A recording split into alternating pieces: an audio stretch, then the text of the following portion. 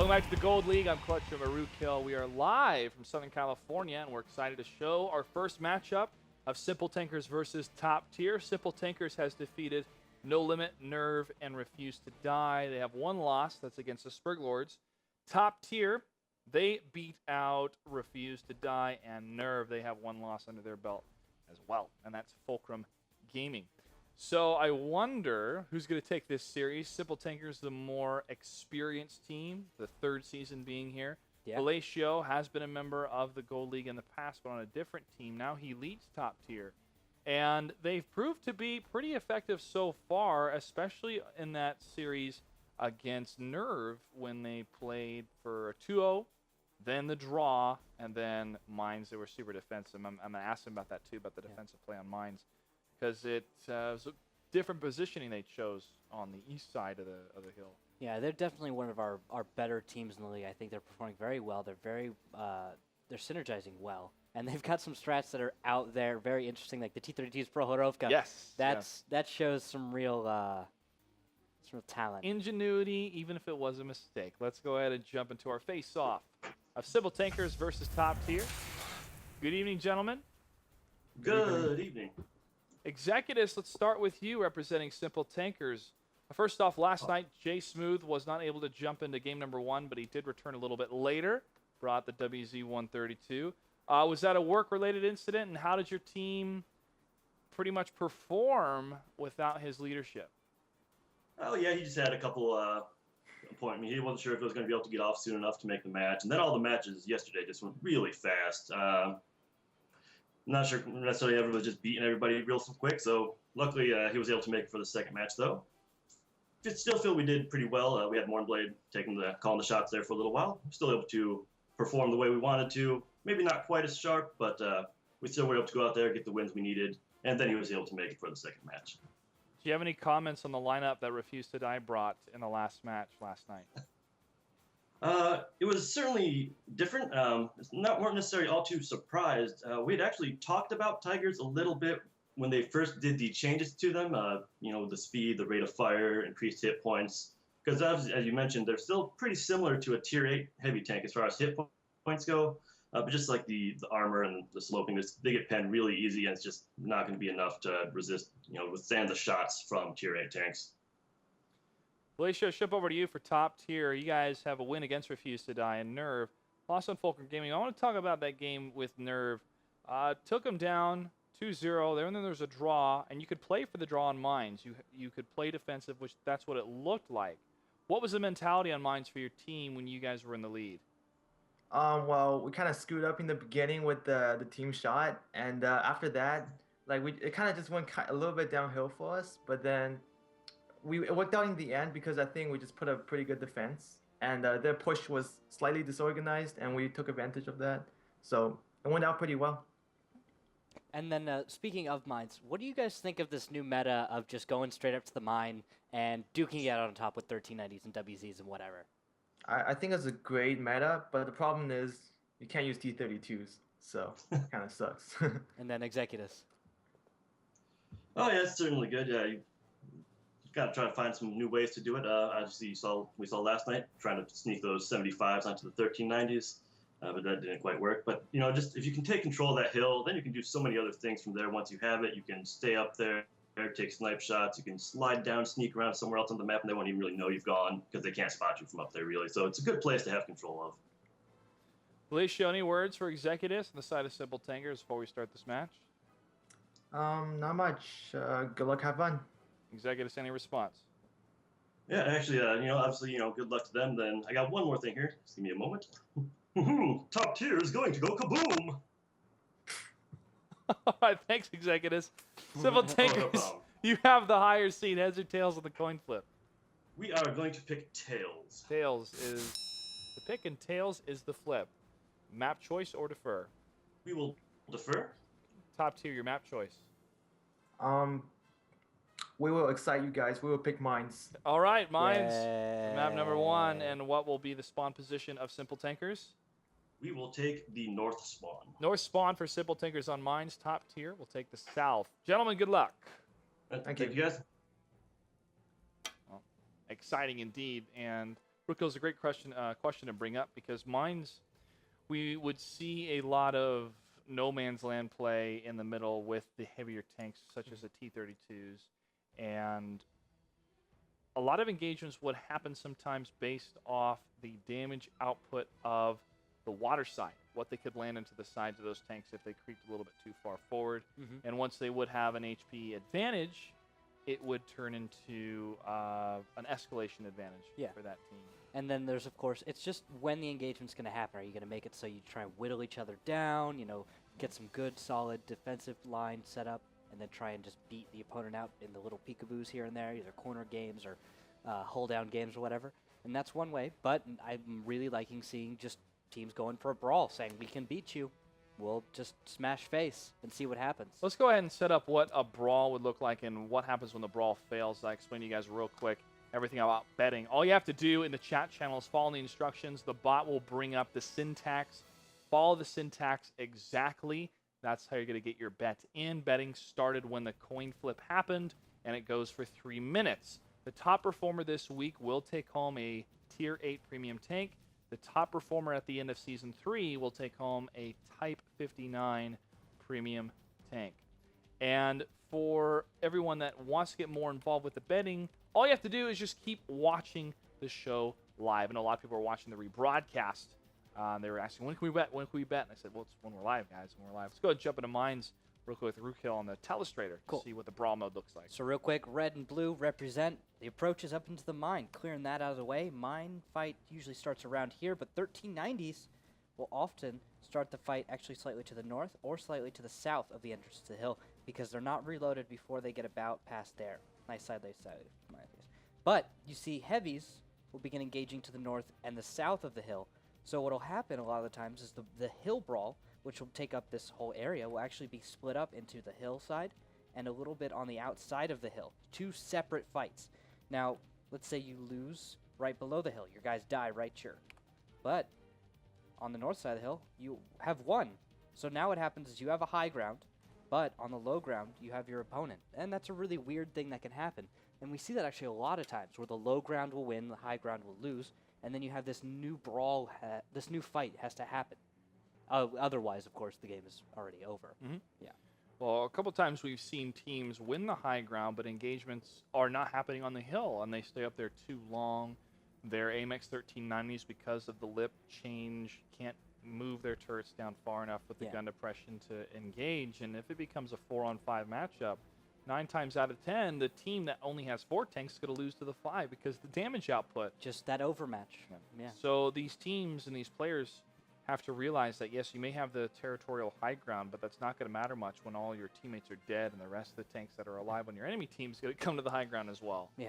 It's just making the fight happen. It's really hard. Teams are having to figure out how the terrain works now. It's changed ever so slightly, which changes quite a lot of things that we're all used to for playing 2 years now. That's right. That's right. The evolution continues for Wargaming World of Tanks. Let's jump into map number 1 of match 1 of Civil Tankers versus Top Tier. And taking a look at the tanks, we've got 5100, Pershing, 2 1390s, and a WZ-132 for the side of Top Tier. No, sorry, in the blue is Simple Tankers. I want Simple Tankers to be in the red. It just seems... But Top Tier will have a 416, 2 Panther 2s, I like it, and 2 WZ-132s. The Panther 2 saw a buff to the 88. It's got better gun depression, better rate of fire, and since it's so heavy, it smashes things. Well, the red team will be Top Tier, and the Object 416 being brought, 2 WZ-132s. Jay Smith brought the wrong 100 mil, I think. Yeah, I think he brought that wrong 100 mil. That doesn't Shots fired, WZ-132 in the front. Jay Smith takes some hits. Velatio is actually going to push up against the Pershing in the 5100. We saw something like this yesterday, and we're going to see these 1390s have a high ground with Jay Smooth in the high ground. Explosion Man trying to create a distraction out of himself, but Panther 2s are going to take hits in the back. Mornblade is cut off, so is the 5100. Tofu Smurf down to 180, and he gets a shot off, but he goes down. Isolating the 5100 is a smart play coming out of Top Tier because of the huge damage output that Tier 8 tank can bring. The other WZ-132 falls. Jay Smooth goes down. Sublime Banana was able to take him. Executus with the return fire takes down the Panther 2. And the Pershing at 242 is going to still face this WZ-132. Now down to 64 hit points. Waiting for the reload. Agamemnon gets the kill. Uberlichi takes down Executus. The firefighting is continuing here with Top Tier in the lead. Yeah, there's a 1390, and that's pretty much it running away. That's Omnom. And the Panther 2s have come out to perform very well along with the Object 416. Just really solid damage output, even amongst autoloaders. And also, I think the T1s, we're going to see how the A did after this in the post-game stats, but it looked like they were helping out in the fight. Agamemnon has found Omnibus and smash. Boom, nice hit from Agamemnon. A shot and then a ram damage kill. Panic is out on the water against Coolhammer. They're squaring off. Looks like Coolhammer gets it. Yep. And Top Tier takes battle number 1 against Simple Tankers. I want to look at the stats here for the Panthers. This is a tank I'm not as familiar with because we don't see it that much in 7x42. But damage-wise, they did okay. Sublime Banana got isolated and destroyed, only shooting it happens in 2 the and initial landing 2. engagement. Yeah, that could definitely happen. But E63M6, 5 for 6 for 1,000 damage. Velatio leading the charge in that WC-132, 8 for 9. And of course the Object 416, it hits for 320 at a time. Fantastic damage output. Really a great tank, played well. Agamemnon is the VIP of this one, Oh. folks. WC-132, 9 for 9, almost 2,000 damage. I really liked that southern into northern area instead of the opposite, which we saw a team forsake the hill and keep going. Was that Refuse to Die that did that on I can't remember exactly who it Okay. was, but I know that it was not effective at all because the medium matchup was I think we decimated saw for them. Cazadores try that, and then we saw another team try that. So we saw both sides fail with that same strat. Now we see Top Tier succeeding. So proving to us that this strat can work. You just have to have the right tanks to do it. And look at this. WZ-132 is just booking it right into the fight. I love this. And they targeted the right tank, and this is why it's so important to target fire one tank at a time if you have this type of push, because once you can bring down that damage, it's no longer a problem. It's no longer a factor. You have debilitated the enemy a significant amount, and you can use that advantage and continue that advantage. WZ-132 does fall here. J-Smooth goes down. Oh, look at that drift. Nice. WZ-132 driving. doing such a great job engaging that Pershing, and here comes more chasing down. And even the T1s are in the fight, and you can see that on the hill. But this Pershing goes down. Great 2v1. Now we've got just too much health, too big of a tank. Panther 2 puts out great damage. Object puts out fantastic damage. 1390 doesn't have a choice. He's reloading. Just really well played by Top Tier. We're going to have to save that one. Yes, because I'm making a note. That's the first time we've seen that work.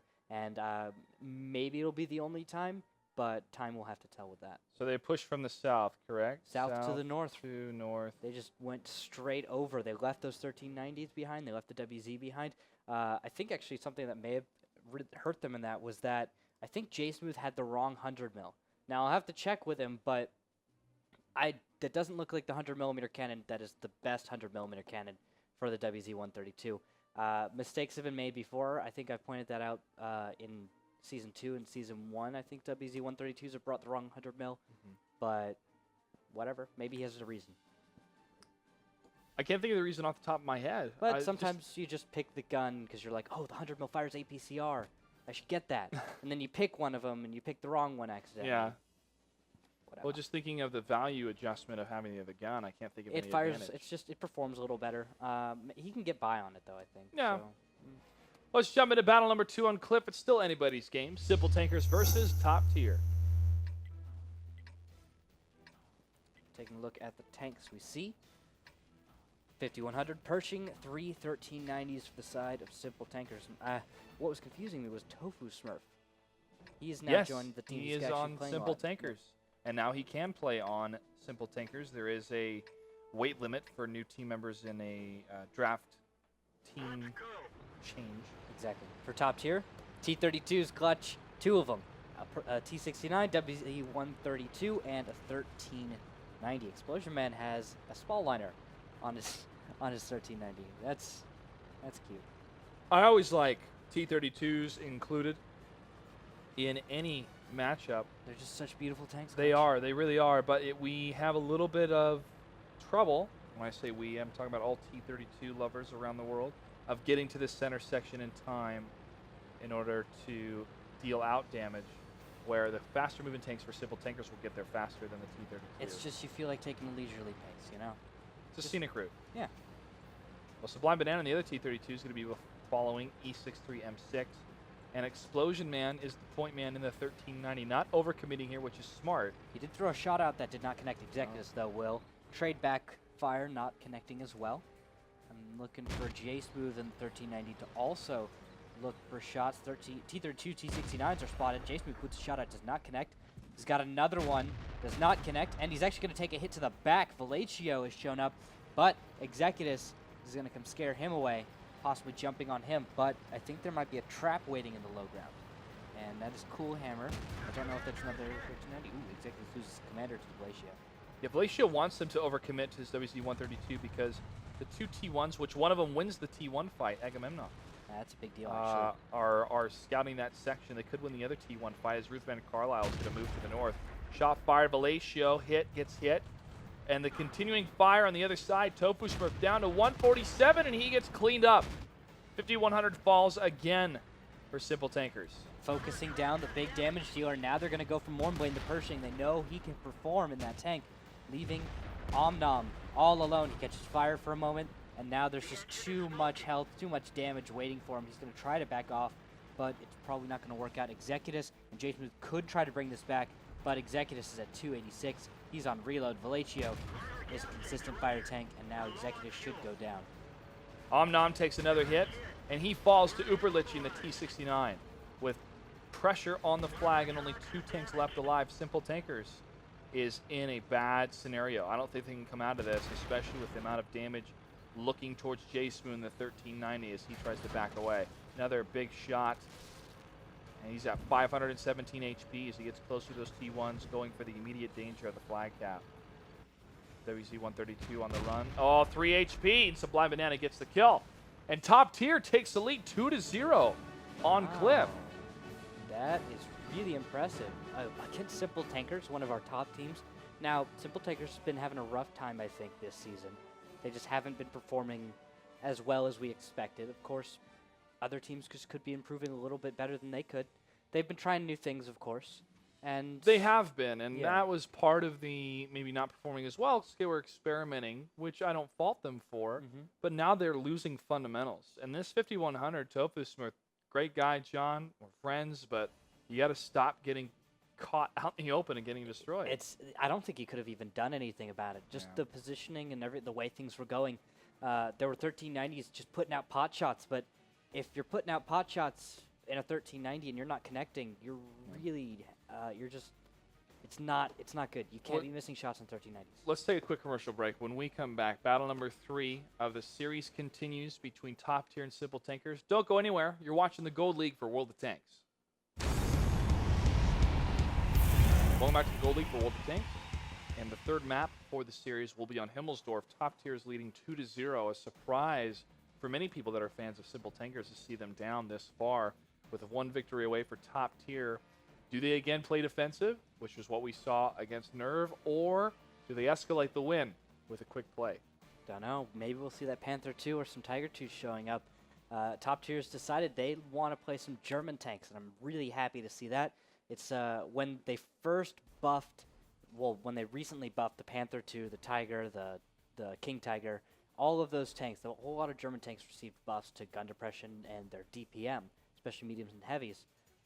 I think it might have brought them back into relevance. And so when we saw that on Mines, we saw Panther 2s.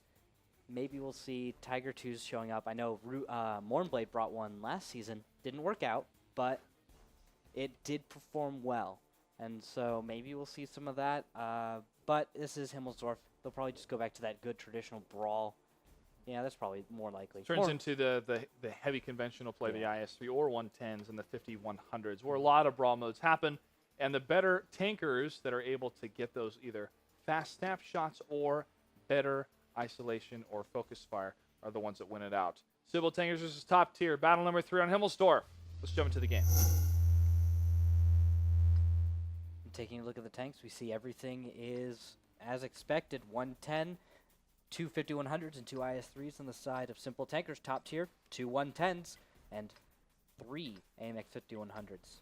So A little bit of DPM going to Velatio and Explosion Man, but you got Alpha by Mornblade and Tofu Smurf.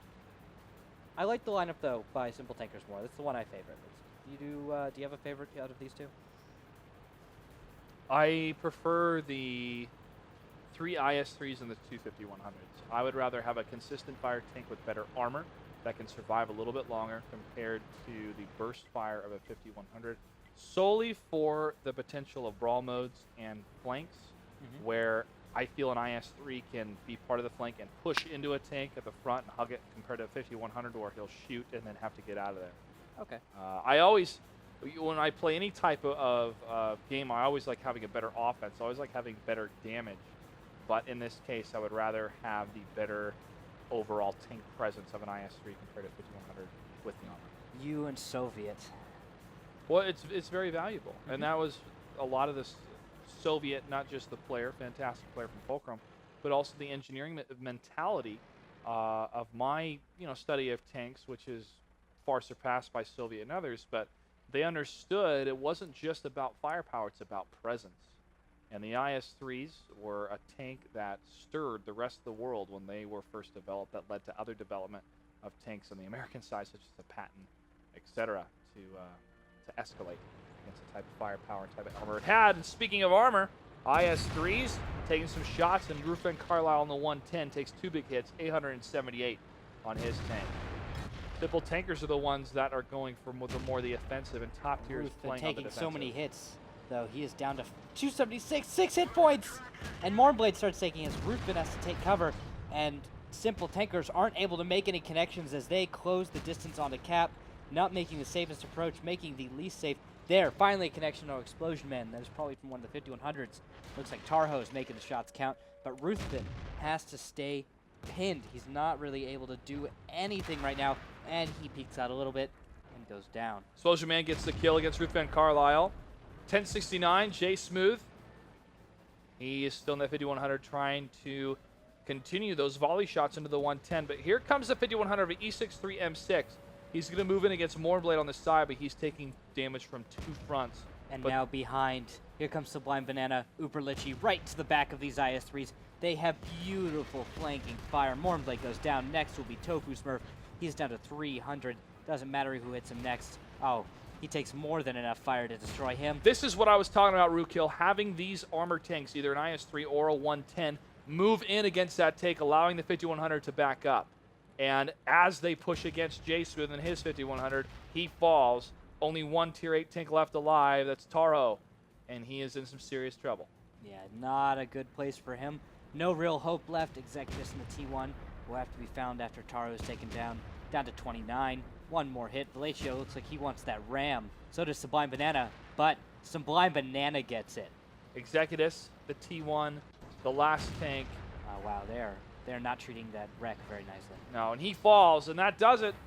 Top Tier takes the series 3-0 in a surprising fashion. I'm stunned. I really am. I didn't expect Simple Tankers to go down that easily, or Top Tier to perform quite so exceptionally. The Top Tier, bravo, that was well played. I really liked that 110 and that IS-3. Yeah. They did a lot of damage against Ruth Van Carlisle down that one alleyway.